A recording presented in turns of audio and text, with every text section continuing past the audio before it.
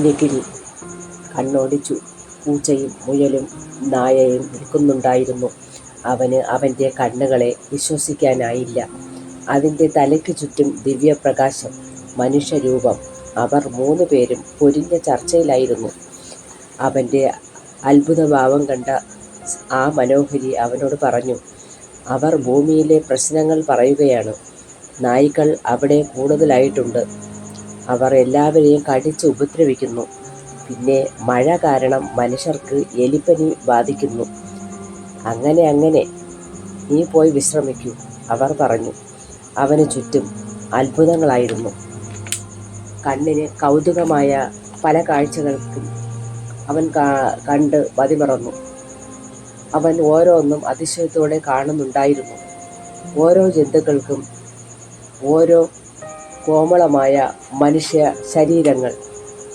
ഭൂമിയിലെ ഓരോ ജന്തുക്കൾക്കും ഓരോ മനുഷ്യ ശരീര രൂപത്തിൽ കണ്ടവൻ വീണ്ടും അമ്പരന്നു. മരങ്ങൾക്ക് തല മരമാണ്. കാക്കയും ഉണ്ടായിരുന്നു. തത്തയും ഉണ്ടവിടെ. അരയന്നത്തെ ഒരു വാഹനമായി ഉപയോഗിക്കുന്നു. ഈ വിധ കാഴ്ചകൾ അവനെ ഭയാകുലനാക്കി. അവൻ ബെഡിൽ ഓടിവന്ന് പുതച്ചു കിടന്നു.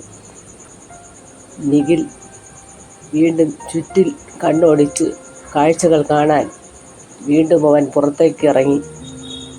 ഗണപതി ഭക്തനായ അവൻ ഭഗവാനെ പ്രാർത്ഥിച്ചു. പെട്ടെന്ന് ഭഗവാൻ പ്രത്യക്ഷപ്പെട്ടു. കയ്യിലിരുന്ന മോദകങ്ങളിൽ ഒരെണ്ണം അവന് നൽകി. അവൻ സന്തോഷത്തോടെ അത് വാങ്ങി കഴിച്ചു. എല്ലാം അറിഞ്ഞ ഭഗവാൻ ഗണപതി ഒരു അരയന്നം നൽകി അവനെ ഭൂമിയിൽ പറഞ്ഞയച്ചു. അവൻ ചുറ്റും നോക്കി. അവനെപ്പോലെ ഒരുവൻ ഒരു വയസ്സായ വൃദ്ധയുടെ കൂടെ നടന്നു പോകുന്നു. അവൻ്റെ മുഖസാദൃശ്യം കണ്ടമ്പരന്ന നിഖിൽ വൃദ്ധയുടെ മുഖം ശ്രദ്ധിച്ചു. അത് നിഖിലിൻ്റെ പ്രിയയായിരുന്നു.